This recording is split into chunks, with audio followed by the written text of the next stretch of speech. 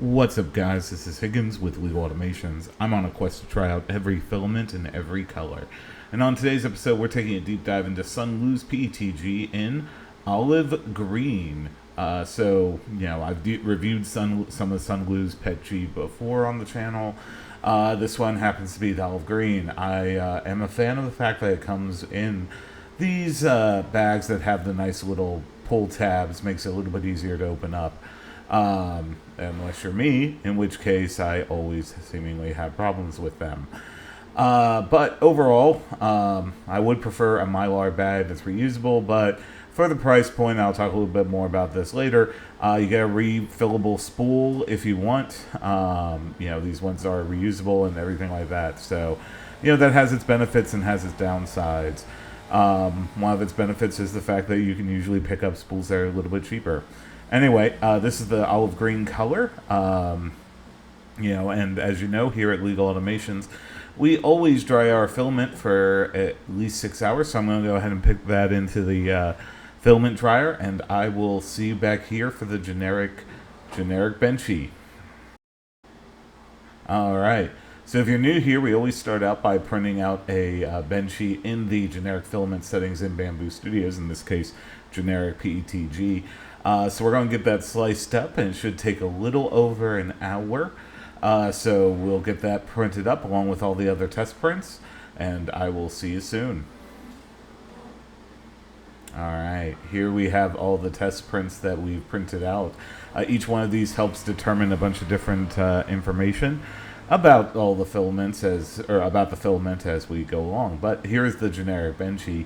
SUNLU does a pretty good job with their PETG. Very little stringing, no real major issues, except there on the bottom there with the Z and some of the text stuff. So we're going to see about rectifying that, along with a little bit of overhang issues and a couple of other smaller things as we go along. But overall, I'd say pretty good. Next up, we have the dimensional cube, and this one is 40 by 40 by 40 millimeters cube, printed in spiral Voss mode. Basically, just prints as effectively one layer. Looks good, no real major issues. This one is the temperature tower, and this helps determine what temperature we should be printing at.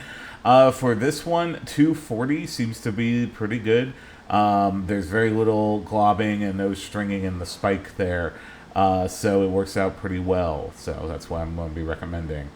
The retraction test, there really wasn't any too major issues there. I think a little bit when it came off the build plate, it got a little bit worse. But other than that, nothing super major.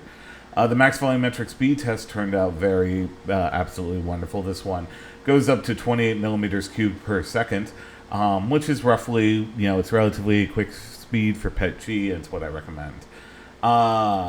Anyway, the overhang test also performed absolutely beautifully.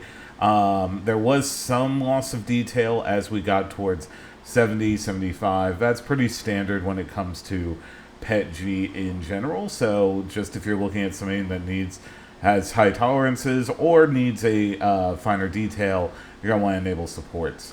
So we got those things dialed in and reprinted the benchy. We were able to fix that the logo on the bottom and the wording and the text and everything, as well as some of the textures and a couple of other smaller details that we were seeing previously. So over at Amazon, you can pick this up at time of filming for less than $20. Again, link is in the description. It's not affiliate or anything like that, but you can pick it up for less than $20. Comes with that refillable spool, which is always nice.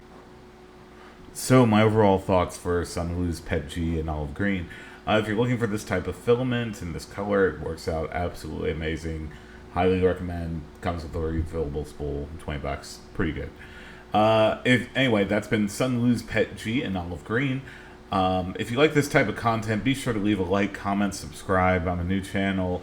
It goes a long way to help support us here at Legal Automations. Anyway, that's been the review. So I'm Higgins with Legal Automations. Hope to see you back here at the next episode. Thanks.